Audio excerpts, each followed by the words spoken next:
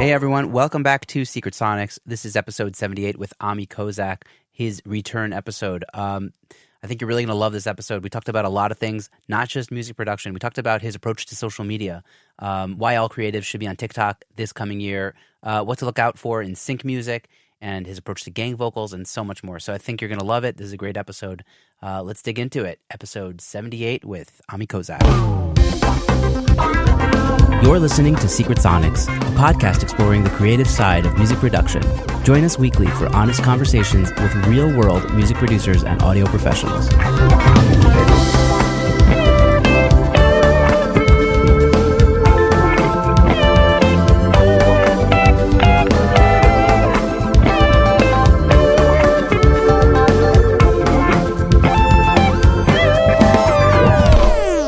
Hello and welcome back to Secret Sonics. I'm your host, Ben Wallach. My guest today is Ami Kozak. Ami is a singer-songwriter, multi-instrumentalist, music producer, and comedian currently based out of Los Angeles.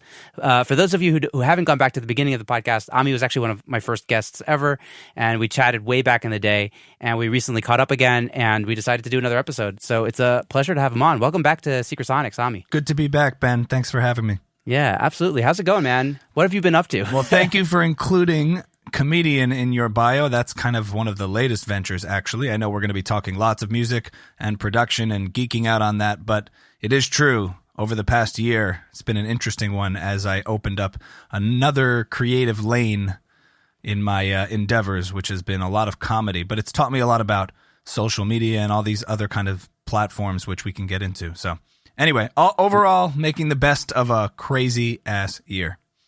Yeah, we're actually recording this on December 31st at it's 9 o'clock my time, 9 p.m. and 11 a.m. your time.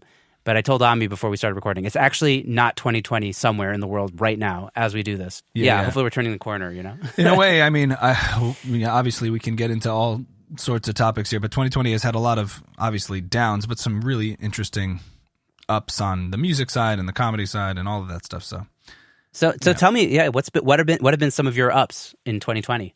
So on the musical side of things, I would say, the hardest parts have been obviously not being able to perform live, which is a huge part of just band life and band culture and the whole scene here in LA. I mean, it took a huge hit, not just financially, but like emotionally, the feeling of community and camaraderie amongst all the musicians here.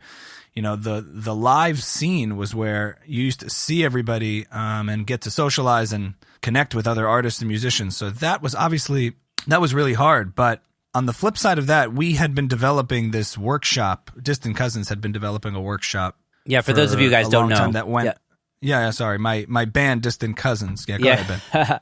No, well, I'll put a link to the previous episode so people can get a better idea of your backstory and the band and all that stuff. But yeah, Distant Cousin, your band.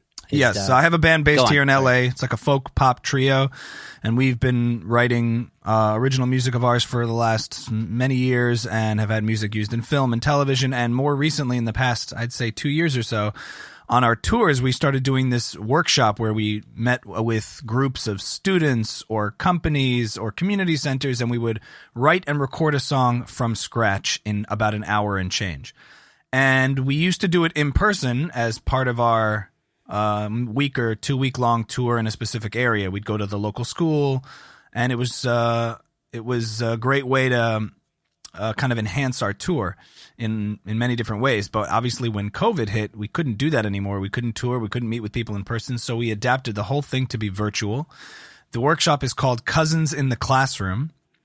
And we started working with all these different schools that had programming that was completely shut down, and they saw this virtual workshop as a great alternative to, have, school spirit and rapport and do community and team building activities. And it ended up being a really beautiful thing that developed into this thing that we couldn't even do the way we do it now in person, because we really utilized all the tools of Zoom from breakout sessions and breakout rooms, and people get together, and it really was, the feedback we always get is like it's the one Zoom activity that doesn't really feel like an apology or a silver linings kind of thing where they're making the best of it. That's awesome. It really feels unique to Zoom.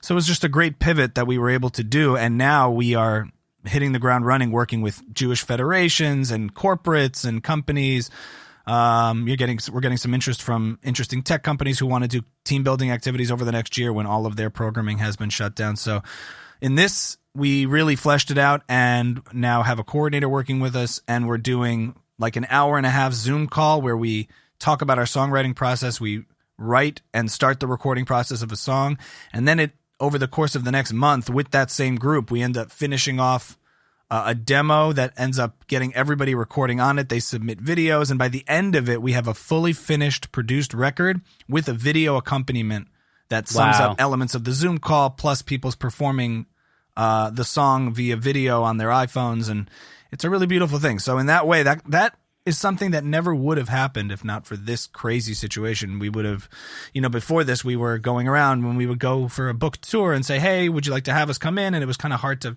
explain what it was. And now we have this just vast plethora of content and experience and testimonials from all of these groups that have really benefited from the workshop. So we have some bigger things to announce in 2021.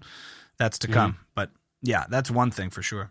That's super cool. I remember you telling me about this, the Cousins in the Classroom in our previous interview, our previous conversation, and I actually had to do something similar to that. It was a struggle to get a song out in an hour and a half or something. Yeah, but we did it. Yeah. It's crazy. Like if you have a time, if you have like this is it. By this deadline, you're done. This is the song, and we managed to get a song. It was like it wasn't the greatest song ever written or the greatest performance of it, but it was definitely cool to flesh out a full song in that amount of time. There is definitely something to that, to have a time constraint so you don't overthink, and it is what it is. And we've had to do that with a lot of songwriting recently, where we challenged ourselves also recently to try to release like a song a week, every other week, to stay on a sort of schedule and not overthink it, not overproduce it, let it be where it is, get it to a point, don't compromise on your standards, but don't overthink it. And it's been interesting because we have to kind of track remotely and stuff, so you don't end up overthinking things, which is really cool.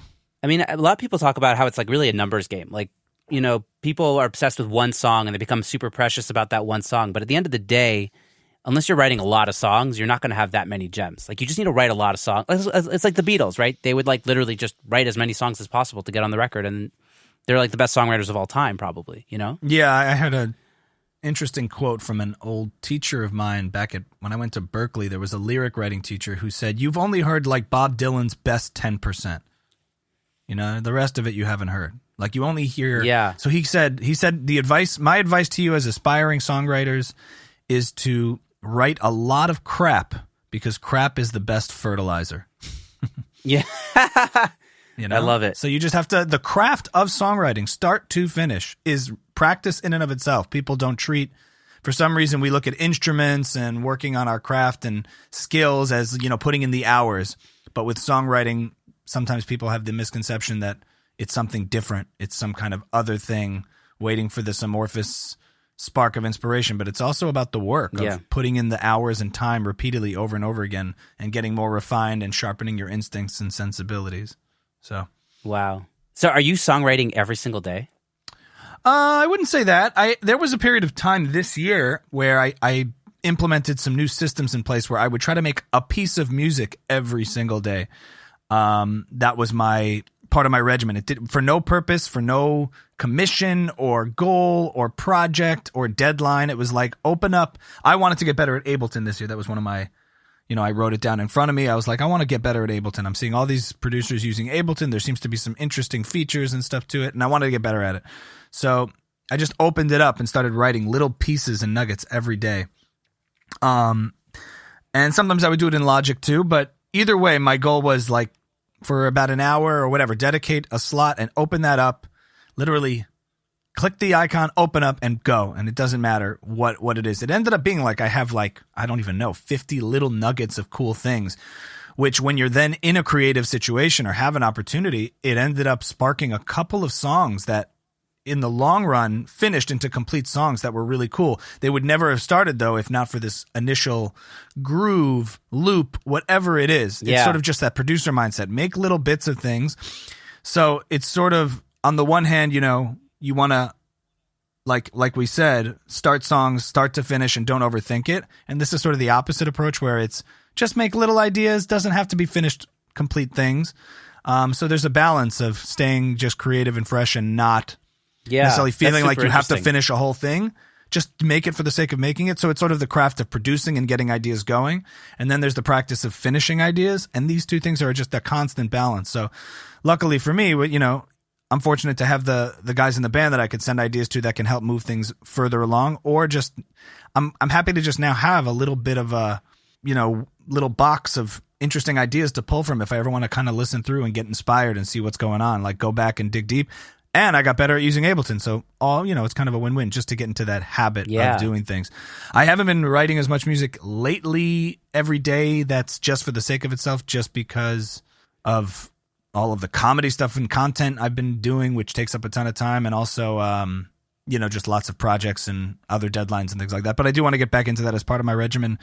My goal these days going into 2021 is to try to more structurally compartmentalize my day so that I know between such and such hours I'm doing something and such hours I'm trying to do other things, so that it's not just reactive in the moment and it's been just a wash of things. I'll be honest, like in the content creation world that I've now find myself in, you're trying to keep up with output, and it becomes very, very much like a whole crazy black hole of, oh my gosh, and you're constantly this, and you can get lost in that whole mix. So I want to dedicate some time. And the algorithms are keeping you there even more. Like they want you to stay on those platforms. Yeah. So you do feel this compelled thing to keep up with it for creating content. And it's fun, but it's also it can be overwhelming if you don't try to control the beast. So my goal going in 2021 is to organize the day as such so that between certain hours I'm going to do music. I'm going to have to also identify what are the best time slots for me. When does music come out most effortlessly? Sometimes for me, it's 6 a.m. to 9 a.m.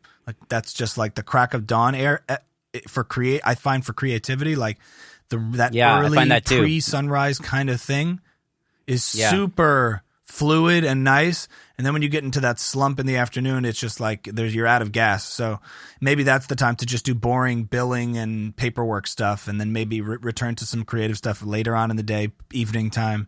But either way, I have to kind of map it out and really pay attention throughout the day what stuff comes best. Maybe it's just practicing instruments and taking that relaxed time when you don't have to focus too much, just to play. Whatever it may be, that's one of my goals, is to systemize and optimize my day a little bit better so that I can, and maybe get a content schedule so I can stay on top of it. Yeah, I really hear that. It's funny how in 2020, as musicians, we're so fickle. I have a gig tonight, so I can't wake up that early.